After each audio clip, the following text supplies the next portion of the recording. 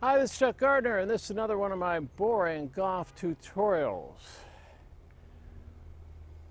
In the series of addressing problems that new golfers face in their technique, I want to talk about posture and how posture affects the biomechanics of the golf swing. And in particular, one of the most misunderstood and least talked about aspects of the swing, which is side bending. The thing about the human spine is that it moves in many directions. It tilts forward, it tilts back, it tilts forward. These are movements of the spine where the spine is erect, like this shaft of this golf club. It just moves, and the movement is controlled not by the spine itself or the shoulders, but with the legs and the hips. The spine tilts in the direction sideways, forward and back, that the pelvis tilts. That is an erect spine, that is a tilt. Now, bending is something entirely different. The spine can bend backwards slightly, it can bend forward at the waist and curve, and it can also bend sideways. Now, this side bending in golf instruction is often conflated with tilting. Golf instructors will talk about tilt and tilt and tilt, but the confusing thing about the term tilt is there's so many directions of tilt, and they never clarify or separate tilt from side bend. Now, the reason side bend is different than tilt is that it can be done independently of the action of the pelvis. So what it is useful for in the golf swing is whenever you have a situation where you want a different angle between the angle of the pelvis and the angle of the shoulders. And you get that by twisting, curving your spine. And it's not your lumbar lower spine that curves, it's the upper thoracic spine, which is around the rib cage. Now, if you look at people of the same height and put them next to each other, you will find that some people have longer torsos and legs, and others have longer legs and torsos, and average is somewhere in between. Average for a man who is, 5'11" like I am, normally an average person would wear pants with a 32-inch inseam. A person with tall legs would wear 34-inch inseam pants, and average sleeve length is 32. Well, I have to wear 35-inch sleeves on my dress shirts, or else my sleeves are up above my wristwatch. And my pants, my inseam is actually about 30.5 inches is the perfect height for my pants. And of course you can't find pants that way, so I have to choose between 32-inch pants, which are way too long, or 30-inch, which are slightly too short. But I have a body type that gives me a very long torso and makes it very easy for me to side bend. Now, in the golf swing, I am able to side bend. Even at my age, I'm able to side bend a lot in my golf swing. But here's the thing about side bending, is that you want to have an erect spine, which means not slumped over at the waist. You want to have your shoulders back, because one of the objectives, the reason you side bend, is goes back to the previous tutorial about staying in balance.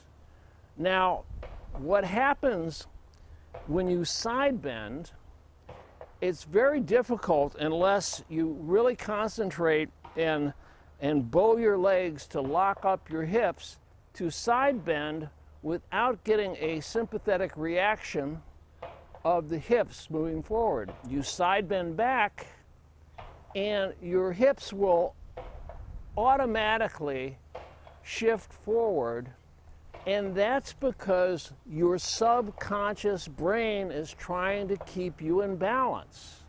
You don't have to think about it because it's a subconscious lower brain, reptilian brain action. The whole thing about staying in balance, it's just automatic, so we don't think about it.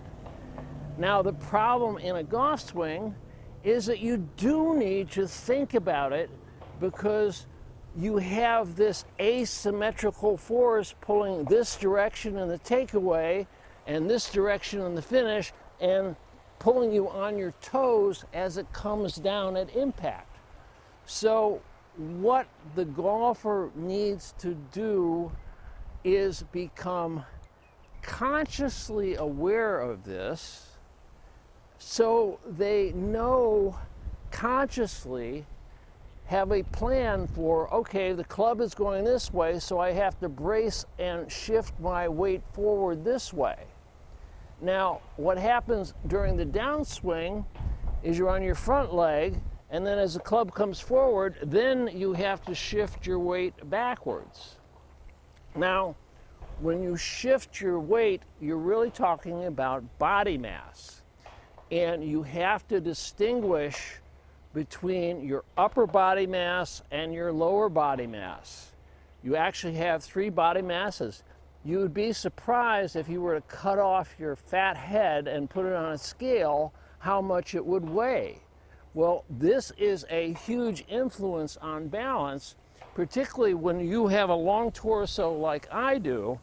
I have to use a more upright stance than a long leg, short torso person because the weight of my head, if I lean over and set up like Hogan did, who was long legs and short torso, I fall on my nose. This is how I realized that body proportions affect balance, because when I was retooling my swing after I retired in 2007, I used Hogan's book as my Bible. And so I tried to copy Hogan's setup posture, right? And I realized when I did his quarter swing drill, he has a drill in his book. I have to get back in front of the other camera here. He has a drill in his book where he suggests starting with a mid-iron like a 7, and don't ever swing any further back than this takeaway extension, and then try to finish and stop in this, the takeaway extension, and then finish in the holding the finish extension, and in the middle, from here to here, you try to hammer down the club as hard as you can and put the club through the same divot. If you could see this here, I have put the club in exactly the same divot 3 times in a row because, I practice this stuff. Now, one of the critical moves from here to here is side bending. And one of the things that I do to reinforce this when I'm trying to teach a new golfer, which is rare, but it occasionally happens, is I will have them just shake hands with the club with it 90 degrees closed or 45 degrees closed. I start with 90 degrees because it exaggerates the action. So you start holding the club, shaking the hands with it facing 90 degrees closed, which is unconventional, but I think outside the box. And what you do when you lower it is you rotate it back to square, and the rotation, what that does is it twists this brachioradialis muscle, which makes this arm, you know, I'm like Gary Player slapping himself, but this becomes a solid rod. It's almost physically impossible to bend your elbow if this brachioradialis muscle is stretched. So you start this way and you come down this here, right? Now, here's the problem. How do you get your trail hand on the club? Well, you side bend. What happens when you side bend? Watch my hips. Where do you wind up? In the perfect takeaway and impact position. If you back it up here to this divot here, here is my takeaway. Here's the full swing. Come down, release the club with the hands. This is what Hogan's quarter swing drill does, is it wasn't the waggle up that was the important part. That was just to make sure that you had this hinge action, this fulcrum action going, so you could waggle it down and really accelerate it like a screaming banshee through the ball. That's where Hogan got his last minute burst of speed, is snapping the club down and trying to dig a hole to China in the turf.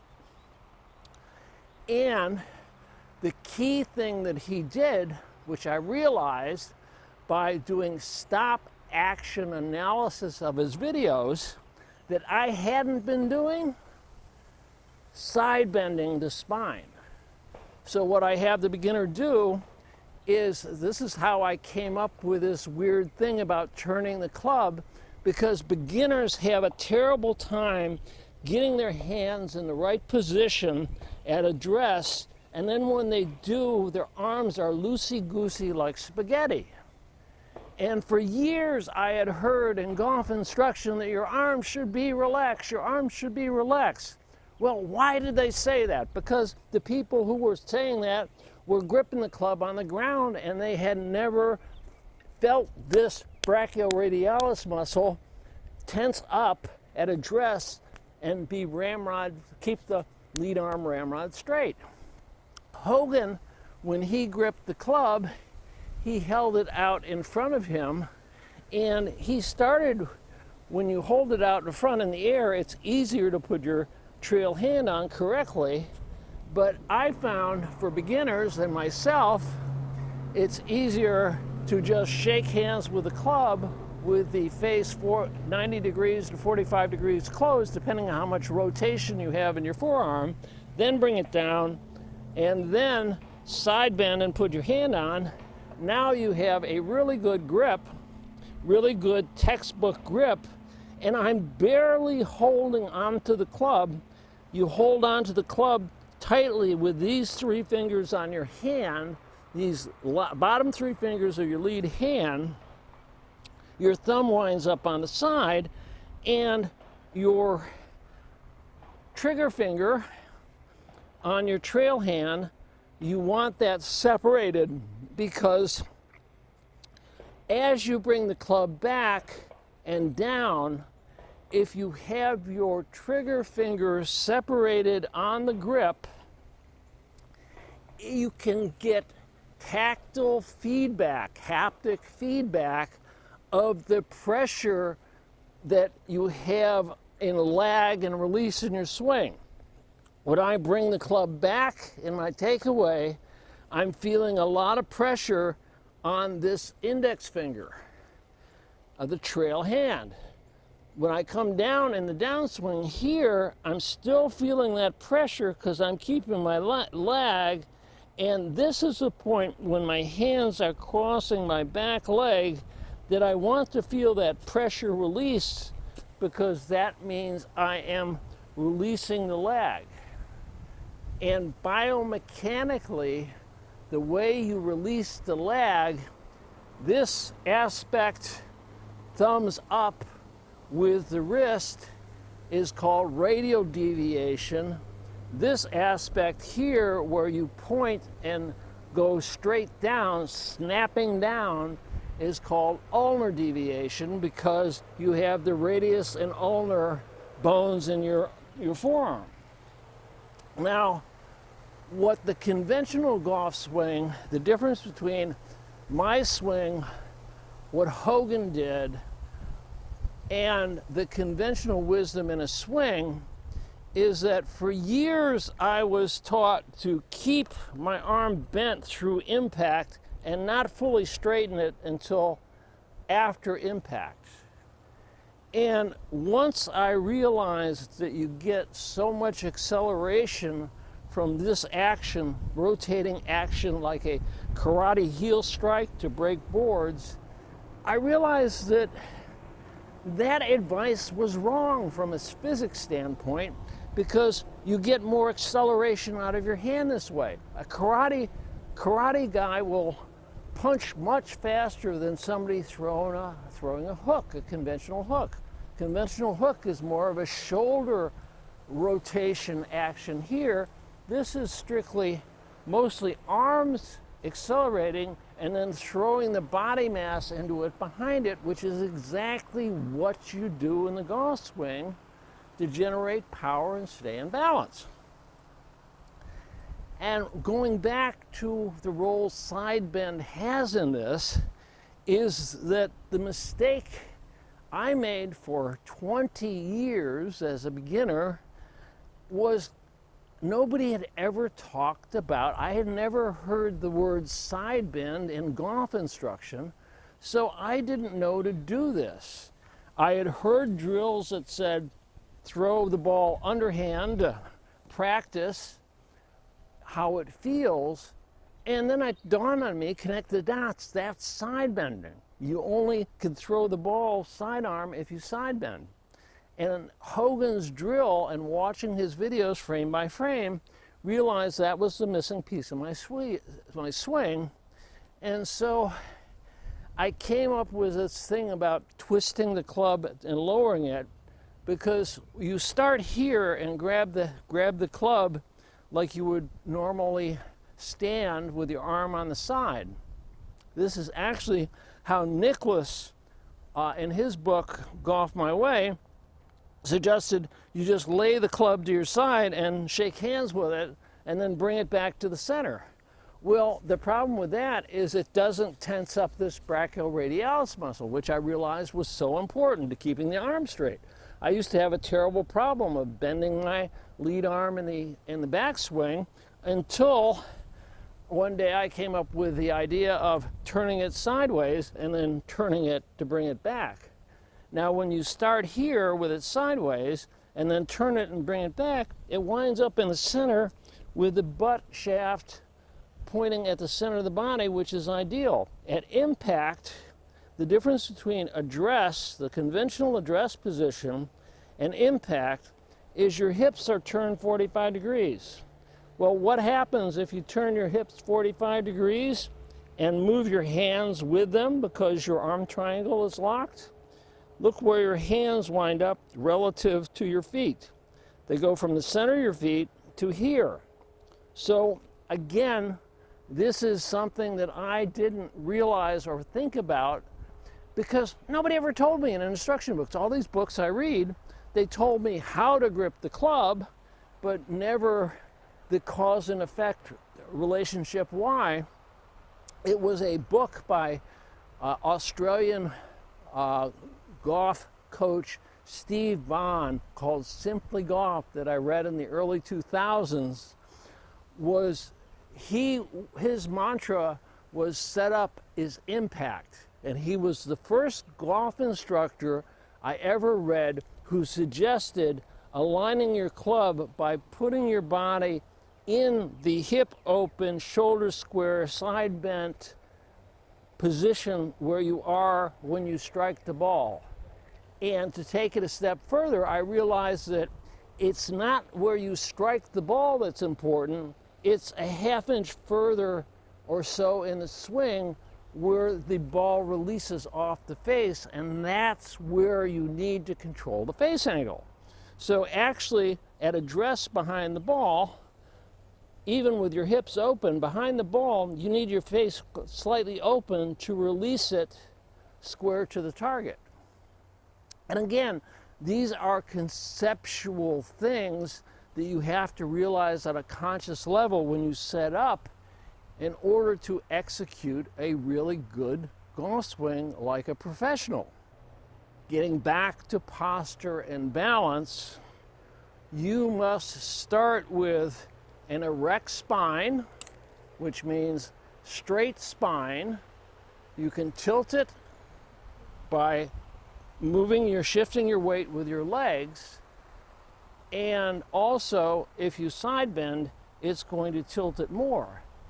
What I suggest and started doing myself and suggest others is when you're lining up the shot, do this twisting thing to get it in address, then put your body into that fully extended, arms both extended, impact position with the bases of the thumbs over each other and the club face square as the ball releases, or slightly to the right if you want a little bit of draw. And then from there, you can go up and relax and do anything, and then always come back to that same impact position, because that you have set up your impact release alignment using your impact release posture. If you start from here by just laying the club on and putting it here, you have no clue where it's going to wind up. And that's the problem I had as a beginner. I never thought to do this setup as impact thing until I read Steve Bond's book. And I've been doing it ever since, and it's worked. And that's why I do these videos to, try to convince my small audience to try it. This thing I do where I twist the club, start with it 90 degrees and then twist it down. And the reason for that is tensing up this brachioradialis. And then at impact, you want this arm straight. And the reason you want that straight is that's how you get the acceleration. And when you do that, what happens?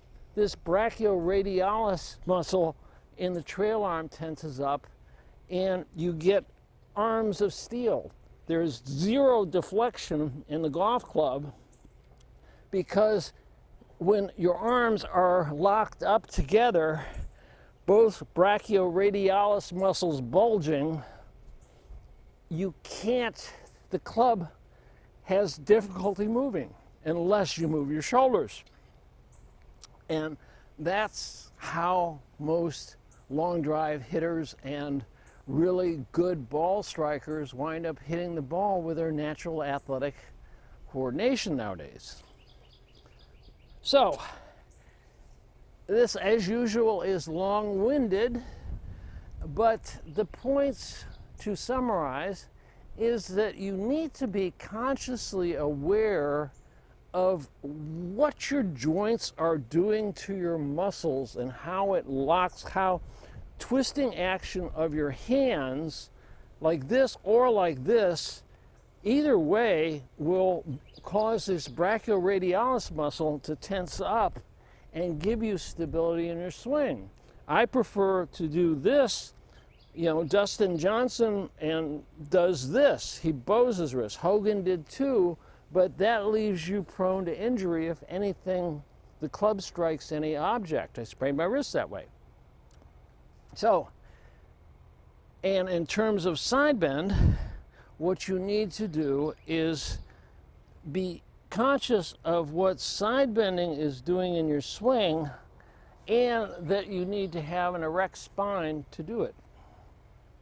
If you are slumped over and try to side bend, what will happen is it will rotate your shoulders, and now you're off balance forward.